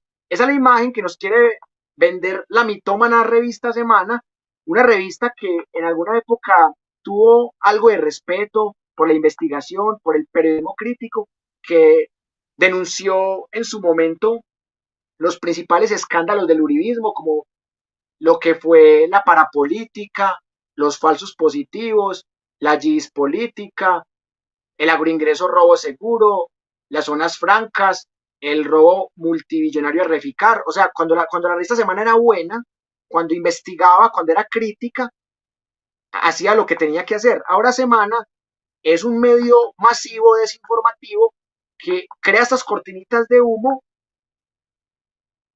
y nos está desviando de lo realmente importante. En cambio, Cuestión Pública nos mostró cómo es que se hace periodismo crítico, investigativo e independiente, no periodismo manipulado por los riquitos uribistas Gilinski. Ahí pueden ver ustedes. Bueno, por aquí veo que han llegado comentarios. Gracias por compartir. Ya saben que esto solamente puede verse si lo comparten, si le dan like. Y antes de pasar a la fase de conclusiones, yo quiero mostrarles cómo pueden apoyar este tipo de proyectos como la Universidad Nómada.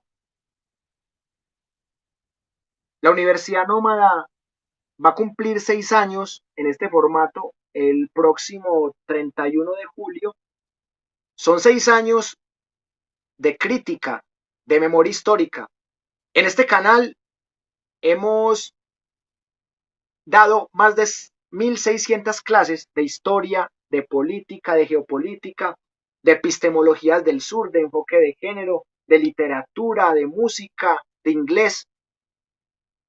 Y lamentablemente en Facebook empezó el proyecto, pero en Facebook estamos muy descuidados. Pero de todos modos, me encantaría que se unan a la página oficial de la Universidad Nómada en Facebook, que se llama Universidad Nómada, Educación Superior Gratuita. Y también hay dos perfiles de Facebook que están puestos al servicio del proyecto. Wilmer Alberto Zuleta López.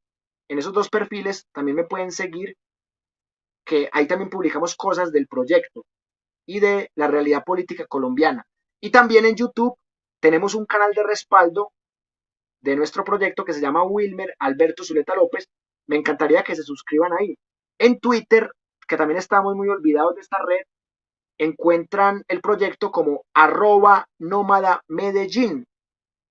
Y quienes quieran hacer parte de nuestra comunidad en WhatsApp, que hay 500 personas que ya hacen parte de esta comunidad, me escriben al número 319-584-0680. Si están por fuera de Colombia, con el indicativo +57, me escriben ahí si tienen denuncias.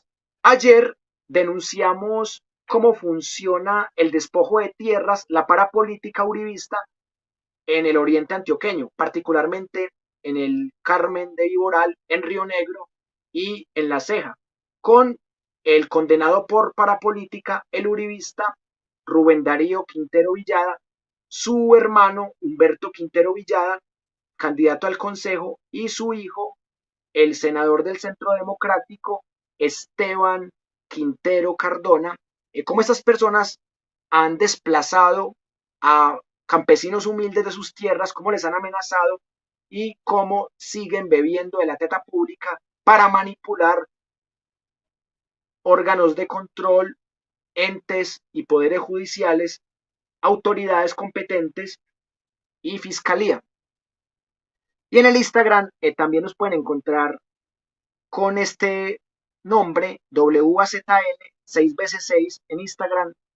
También publicamos poco, pero ahí me encantaría que nos sigan. Instagram, eh, ahí tienen otra vez el número de WhatsApp para que lo anoten, 319-584-0680. Si tienen casos para denunciar, como el que denunciamos ayer del Carmen de Iboral, que antes nos tomaron el video, pero lo volvimos a grabar, me pueden escribir ahí a ese número. También pueden seguir @nómada Medellín, los perfiles de Facebook Wilmer Alberto Zuleta López, el canal de respaldo en YouTube Wilmer Alberto Zuleta López y también obviamente en nuestra página oficial en Facebook Universidad Nómada Educación Superior Gratuita. Bueno, voy a revisar sus últimos comentarios y vamos a ver ustedes qué dicen. Totalmente de acuerdo contigo, Elena. Esto es un cúmulo de corrupción en todos los niveles de poder, pasando del ejecutivo hasta el judicial. Un saludo también para Uweimar. Bueno, ese tipo de masacres también vamos a tenerlas en cuenta en la segunda edición de este libro, de 100 preguntas y respuestas para comprender el conflicto colombiano. Porque acá también tenemos En este proyecto, que son 2 tomos, también tenemos las masacres guerrilleras, porque la Universidad Nómada no es de izquierda ni de derecha, no es capitalista ni socialista. La Universidad Nómada es un proyecto de educación popular y gratuita que denuncia cualquier tipo de fascismo, no importa que sea fascismo de la extrema derecha o de la extrema izquierda. Gracias Álvaro por comentar, gracias Héctor, gracias Juan por seguir en línea.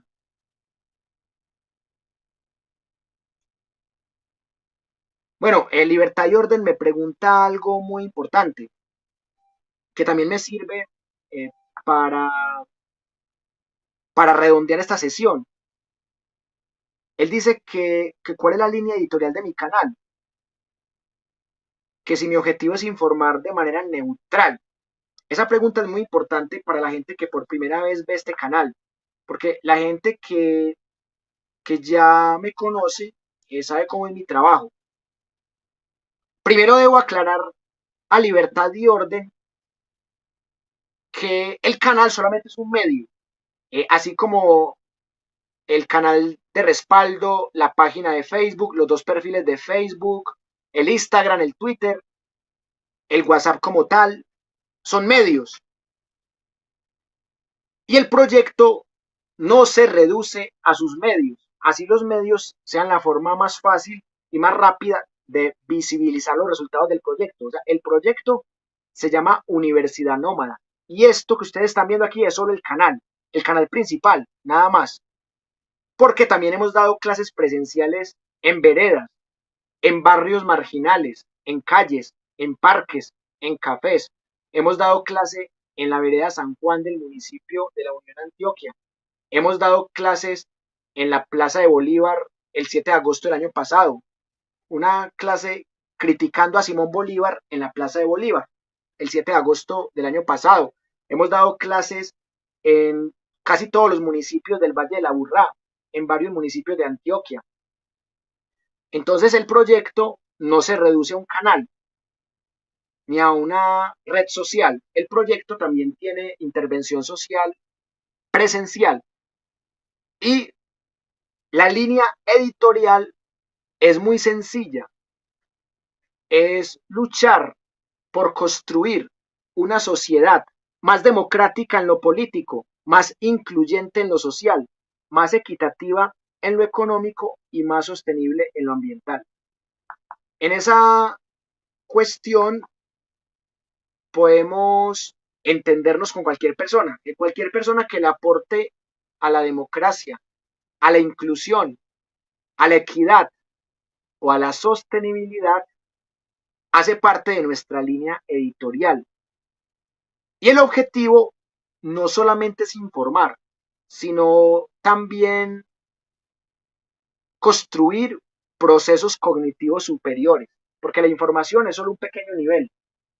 Ustedes saben que primero está el dato, después llega la información, después llega el conocimiento, después a través de la categorización llega la ciencia y después llega la sabiduría. El propósito de la Universidad Nómada es llegar a la sabiduría y es un proceso propedéutico. La información solamente es el segundo peldaño, porque después sigue el conocimiento, la ciencia y la sabiduría. La información solamente es el escalón número 2 de 5 que tiene la Universidad Nómada. Y, compañero, libertad y orden, la neutralidad no existe, compañero. Porque si usted está en una dictadura como la de Videla en Argentina, como la de Stroessner en Paraguay, como la de Somoza en Nicaragua, como la de Fidel Castro en Cuba, o como la de Uribe en Colombia, si usted está en una dictadura y usted es neutral, usted con esa indiferencia, con eso de ver ballenas, mientras que el país se desangra, usted está a favor del dictador. En una dictadura, la neutralidad es estar a favor del dictador. Entonces, ese concepto de neutralidad, aparte de que no existe, cuando existe, es peligroso, porque es una hipocresía. Hombre, en la política nadie es neutral. Hasta los que dicen ser apolíticos, hasta los que no votan por nadie, hasta los que hablan por igual mal de todos como Fernando Vallejo, todos tienen una posición política. no hay neutralidad, porque o usted está con la dictadura o usted está con el pueblo. Si usted está neutral, está favoreciendo la dictadura. Entonces, ese concepto de neutralidad es totalmente refutable. Lo mismo que el concepto de imparcialidad. La imparcialidad no existe. Porque cuando usted dice, no, es que yo no soy ni uribista ni antiuribista. No, yo no soy seguidor de Petro ni tampoco odio a Petro.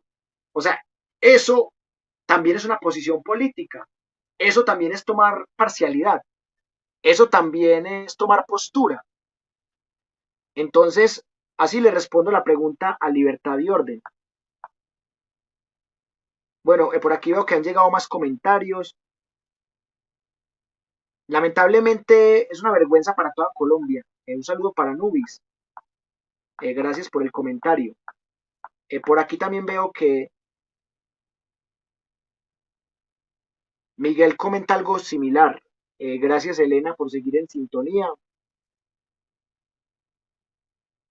Bueno, estás hablando del doctor Cianuro. Gracias, Ciberbitaco. Bueno, yo ya lo hice. Recuerden que yo llevo 2 años y medio montando videos a YouTube. Yo ya hice un especial sobre esta masacre, pero cuando quieran lo volvemos a hacer. Totalmente de acuerdo con María Morales. ¿Para cuándo? ¿Para cuándo? ¿Para cuándo? Muchas gracias, Juanma, por ese apoyo. Edgar Yepes, un saludo. Dice que mientras que no se aclare el papel de la CIA y la DEA en Colombia, sería imposible llegar a una paz. Lamentablemente es así, Edgar. Tiene toda la razón. En la finca Guacharacas fue asesinado el loco Alberto Uribe, así apodado el papá de Matarife. Alberto Uribe Sierra. Bueno, esta hipótesis la maneja un testigo del hacker Fiscalía. Y ustedes saben que en la autobiografía de Uribe del año 2012, No hay causa perdida, él dice que fue la guerrilla. Esas son las dos hipótesis que se tejen sobre la muerte de Alberto Uribe Sierra. Bueno, Julieta dice que todo el aro era casa de las FARC, por eso los mataron. Bueno, yo no estoy de acuerdo con eso. Yo pienso que en el aro mataron a mucha gente inocente y que no podemos justificar esto como la gente que justifica el genocidio contra la Unión Patriótica diciendo que la Unión Patriótica se lo tenía merecido que porque era el brazo político de las FARC, algo que era falso. Lamentablemente lo que dice Nubis es verdad. O sea, cuando vos sos neutral en una dictadura, es gravísima. Ahora, si estás en un país como Dinamarca, como Finlandia, como Suecia, que son países en donde hay una dictadura más disimulada, en donde no hay un sistemático crimen de lesa humanidad, es diferente. Ahí ser tibio sería más pasable, ser importaculista sería más pasable. Si estás en un país en donde no hay un régimen dictatorial, la neutralidad puede ser hasta respetable. Gracias, Luis, por estas palabras. Vamos a seguir creciendo. Han llegado 10.000 personas en 3 meses y medio. Eso está loco. Bueno, Libertad y Orden dice, si la neutralidad no existe, yo ya le dije de qué lado estoy. Estoy al lado de la democracia, de la inclusión, de la equidad y de la sostenibilidad. Hace rato ya le dije de qué lado estoy, precisamente porque la neutralidad no existe. O cuando existe, ser cómplice muchas veces del dictador. Ahora, si usted es neutral en un país realmente democrático, en un país en donde no hay tanto ladrón como en Colombia, es una postura importaculista más respetable. Tenemos la dictadura de Barbosa. Correcto, eso es una dictadura que quedó de la dictadura pasada de Iván Duque Márquez. Correcto. Ivonne García, gracias por tus comentarios y por tu sintonía. Ivonne nos dice que alguna vez escuchó a una periodista donde ella dice que no se puede ser neutral, pero lo que sí se debe es un periodista veraz. Me parece muy acertado lo que comparte Ivonne. O sea, aquí no compartimos ni las noticias falsas, ni los efectos Mandela, ni las falacias, ni los paralogismos, ni los sofismas, ni los memes. Por ejemplo, hay una noticia falsa que dice que Uribe fue el que creó las Convivir. Uribe no fue el que las creó. El que las creó fue un decreto presidencial de César Gaviria Trujillo. Uribe fue el que las potenció más en Antioquia, pero Uribe no fue el creador de las Convivir. Entonces, ese mito también lo tumbamos aquí, porque es que, como muy bien lo dice Ivonne, yo soy historiador y soy licenciado en lengua castellana, y por eso me gusta el rigor historiográfico y me gusta el rigor lingüístico, el rigor crítico del discurso. Yo soy profesional ante todo. Bueno, vamos a ver qué dice Luis aquí, un saludo. Dice que una línea editorial del dueño Wilmer, a sus empleados Wilmer, a sus investigadores Wilmer. No, pero yo no considero que sea pendejo. Yo pienso que él lo dice es porque la Universidad Nómada ya hace parte de los medios alternativos comunitarios y digitales de Colombia, que somos más de 5.000 y hacemos parte ya de un directorio nacional, pero cada medio sigue siendo independiente, así pertenezcamos a una dirección nacional. Bueno, y debo aclarar que, que aquí no puede haber empleados porque este canal no genera dinero. Este canal está desmonetizado hace 16 meses. Entonces, como el canal está desmonetizado, no produce dinero. Y como no produce dinero, no hay pago. Y como no hay pago, no hay empleo, ni empleados, ni empleadores. Mi hijo me colabora de manera voluntaria. Él creó un curso que se llama Pensamiento Crítico desde la Infancia. Mi hijo tiene 10 años, ustedes lo conocen, Juan Sebastián, y él también tiene voz y voto en la línea editorial y sobre todo en la construcción de cursos y de contenidos. O sea, mi hijo también es un jefe de acá y mi niña también lo va a hacer cuando ya tenga más de 5 años. Por ahora, ella es panelista. Bueno, eso es lo que se tiene que aclarar ante la JEP. O sea, ¿por qué ese estigma contra la población civil?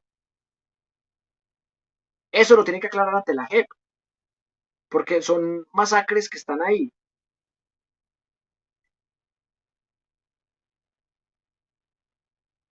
Bueno, acá me hace como una pregunta y una aserción. Primero le respondo a la pregunta. El canal nació hace 12 años, pero yo solamente lo empecé a utilizar hace 2 años y medio.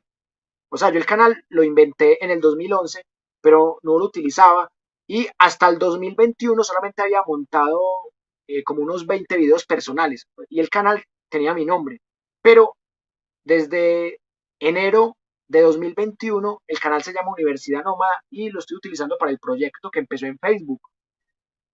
Y su segunda aserción, yo sí soy uribista, porque yo admiro mucho el pensamiento de Rafael Uribe, un señor que luchó en guerras civiles a favor de la clase trabajadora y fue pionero de lo que hoy día se conoce como el derecho laboral en Colombia. Entonces yo sí soy uribista y espero que no se vaya, que no le tenga bronca a Rafael Uribe. Y la neutralidad, le repito, es mala cuando se utiliza para defender masacres que se han cometido en Colombia, como el genocidio al pueblo pastuso en la Navidad Negra de 1822, como la masacre a los Astres en el gobierno de Marco Fidel Suárez, como la masacre en las Bananeras en el gobierno del conservador Miguel Abadía Méndez, como las masacres de los pájaros y los chulavitas en el gobierno de Laureano Gómez Castro, como el genocidio a la Unión Patriótica en los gobiernos de Belisario Betancourt, Virgilio Barco y César Gaviria, y como los falsos positivos en el gobierno de Uribe. Yo no puedo ser neutral ante esos genocidios y esas masacres, así que me da mucha pena con Germán si piensa que yo siempre voy a ser neutral. Yo me pongo a favor de las víctimas. Bueno, por aquí también llega un comentario interesante para analizar. Pedro, un saludo. Sí, es que eso es lo que quiere mostrar la revista Semana, que Uribe es un santo que se indigna porque sus extíteres están metidos en escándalos, como Odebrecht. O sea, mire, es que mire como lo titula Semana, vea. Uribe estalla. Ay, qué pesar de Uribe. Ay, Uribe, el presidente inocente, que todo fue hecho a su espalda. Uribe estalla porque sus títeres lo han decepcionado.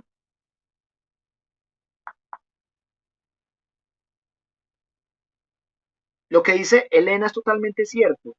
O sea, hay que actuar de manera racional y buscar esa información, contrastarla, hacer buen uso del pensamiento crítico.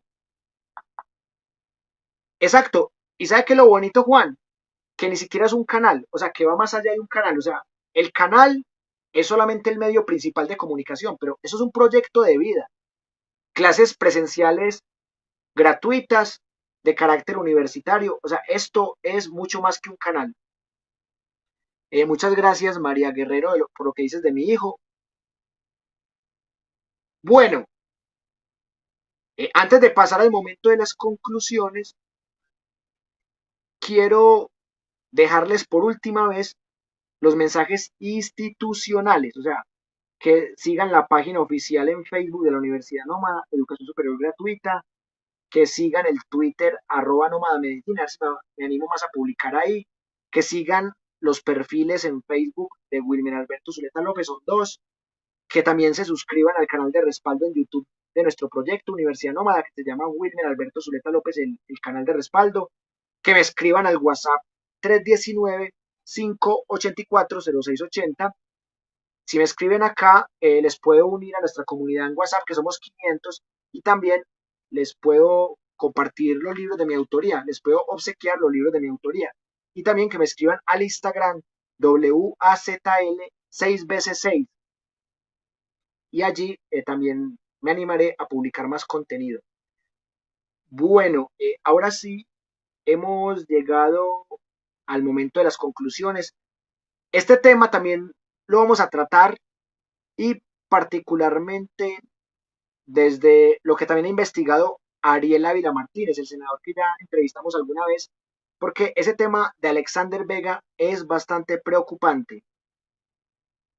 Gracias a Enrique por compartir, gracias Nubis por seguir en línea comentando. Bueno, voy a analizar este último comentario para que pasemos a las conclusiones. Dice León Rojo que respecto a la imparcialidad es difícil, porque él dice, cuando publico mis columnas diciendo lo que estoy seguro, escribo, porque he verificado entonces al contradecir las falsedades de Vicky y me dicen petrista. Sí, es que ese es el nuevo macartismo. Antes era comunista, ahora es petrista. Eso son formas de macartismo y uno demuestra las mentiras de Vicky Dávila y de una le dicen petrista, cuando lo uno no tiene relación causal con lo otro, no necesariamente. Gracias ahí por seguir interactuando. Bueno, un saludo para Sergio Antonio Gutiérrez San Juan. Yo pienso que sí generan pensamiento crítico, pero también generan pensamiento acrítico, porque a veces se preocupan más por la nota, por el papel, a veces estudian los temas de forma muy superficial, con poco espíritu investigativo. Digo que sí y no. O sea, las universidades a veces sí potencian el pensamiento crítico, pero otras veces lo truncan. Ahí sí soy fajardista en mi respuesta. José Rojas, muchas gracias por haber comentado y mi conclusión es muy sencilla y es un mensaje para el expresidente Álvaro Uribe Vélez. Hombre, ya es hora de que usted responda ante la JEP, no solamente por la masacre del Aro y por la masacre en la granja, sino que responda por falsos positivos, por otras masacres que se cometieron cuando él era gobernador de Antioquia, por responder por la parapolítica, la política, el agroingreso robo seguro, la chuzada del gas, Reficar, las zonas francas, la Operación Orión. Señor Uribe, ya es hora de responder y deje de engañarnos con su estallido contra sus ex títeres que tienen escándalos menores que usted.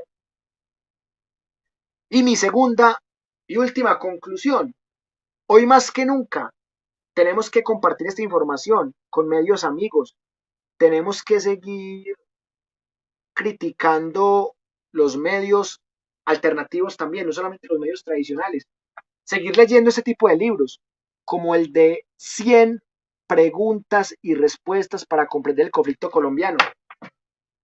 Tienen que seguir leyendo, comparando y vamos a esperar qué dice el tercer capítulo de esta completa investigación de Cuestión Pública. Muchas gracias por haberse quedado hasta el final. Les tengo una última invitación.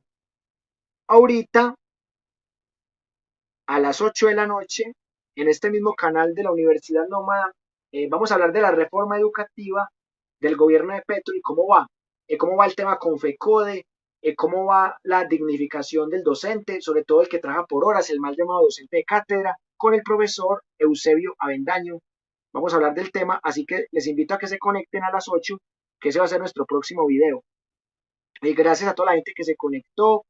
Nunca olviden nuestro lema, que es luchar por una sociedad más democrática en lo político, más incluyente en lo social, más equitativa en lo económico y más sostenible en lo ambiental. Y nunca olviden que este libro de 100 preguntas y respuestas para comprender el conflicto colombiano, tomo 2 y también el tomo 1, este segundo publicado por la Universidad Católica de Cali, es nuestra base para seguir haciendo historia de Colombia, memoria del conflicto armado y seguir construyendo pensamiento crítico. Muchas gracias por comentar hasta el final. Nos vemos ahorita que a las 8 voy a tener la charla con el profesor Eusebio Avendaño para seguir hablando de la reforma educativa del gobierno de Petro y otros temas importantes de la precarización laboral a docentes. Gracias Luis, gracias María, gracias Edith, gracias Fernando, gracias a toda la gente que se quedó hasta el final y ahorita nos vemos a las 8 con el profesor Eusebio Avendaño y vamos a hablar de la reforma educativa de Petro. Un abrazo muy fuerte y hasta ahorita.